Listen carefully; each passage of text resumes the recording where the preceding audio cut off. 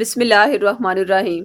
سورۃ الشورى کی زبردست فضیلت اور اس مبارک سورت کو خواب میں پڑھنے کی تعبیر۔ السلام علیکم ناظرین، آج کی ویڈیو میں ہم سورہ شورى کی فضیلت اور اس سورت کو خواب میں پڑھنے کی تعبیر بیان کریں گے، مگر اس سے پہلے ہم اس سورہ کی شان قرآن کریم کی روح سے بتا رہے ہیں۔ سورہ شورى مکی سورت ہے اور اس میں 53 آیتیں اور 5 رکوع ہیں۔ یہ 7 حوامیم میں سے تیسری سورت ہے۔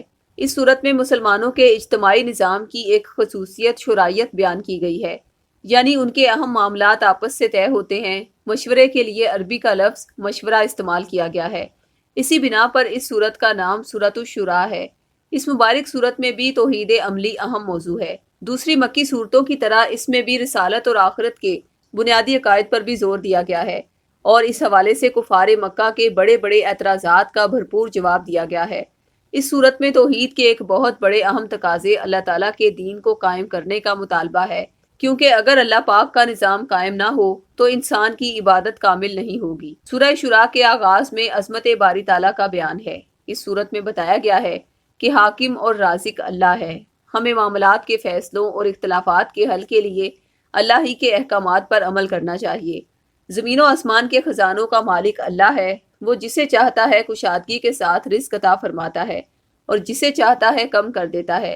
اسی نے رسولوں کو دنیا میں بھٹکے ہوئوں کو سیدھی راہ دکھانے کے لیے بھیجا۔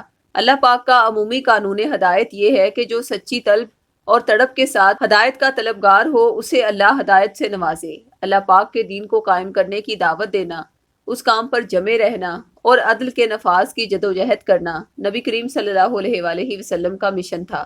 اب یہ ذمہ داری امت مسلمہ کی ہے۔ جو لوگ آخرت کے طلبگار بنتے ہیں اللہ پاک انہیں آخرت میں زیادہ اجر عطا فرماتے ہیں، اور جو دنیا کے طلبگار بنتے ہیں تو آخرت میں انہیں کوئی حصہ نہیں ملتا۔ اس صورت میں اللہ پاک نے ارشاد فرمایا کہ وہ تمام اہل ایمان کی توبہ قبول فرمانے والا، ان کے گناہوں کو معاف فرمانے والا، ان کی دعاؤں کو قبول کرنے والا اور ان پر اپنا فضل فرمانے والا ہے، اور بتایا کہ لوگوں پر آنے والی مصیبتیں ان کے اپنے برے اعمال کا نتیجہ ہوتی ہیں، پر مصیبت کے وقت ہمیں اللہ پاک ہی کی طرف رجوع کرنا چاہیے، کیونکہ اس کے سوا ہمارا نہ کوئی کارساز ہے نہ مددگار۔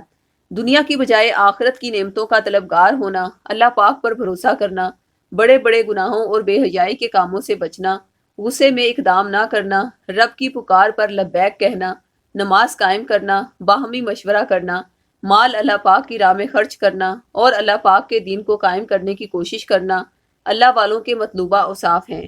اللہ ہی وہ ذات ہے جس کے ہاتھ میں اولاد دینے اور نہ دینے کا کل اختیار ہے۔ وہ اپنی حکمت کے مطابق جسے چاہتا ہے بیٹے اور بیٹیاں دونوں عطا فرماتا ہے، اور جسے چاہتا ہے بے اولاد رکھتا ہے۔ اس سورت کے آخر میں وحی کی مختلف صورتیں ذکر کی گئی ہیں کہ جن کے ذریعے سے اللہ پاک اپنے بندوں سے کلام فرماتا ہے۔ سورہ شورى کو خواب میں پڑھنے کی تعبیر۔ جس کسی شخص نے سورہ شورى کو خواب میں پڑھا یا سنا تو یہ اس بات کی دلیل ہے کہ اللہ تبارک و تعالی اس کو علم اور عمل دونوں میں خوب ترقی عطا فرمائیں گے، اور فرشتے اس انسان کے لیے بخشش کی دعا کریں گے۔ ناظرین، ہمارے روحانی سینٹر میں سورہ شورى کے تعویذات بھی خاص روحانی کلیات کے تحت تیار کیے گئے ہیں۔ اگر آپ بھی اپنی مشکلات کے فوری روحانی حل کے لیے سورہ شورى کا تعویذ حاصل کرنا چاہتے ہیں تو اسی ویڈیو کی ڈسکرپشن میں دیے گئے فون نمبرز پر رابطہ کریں۔ شکریہ، اللہ حافظ۔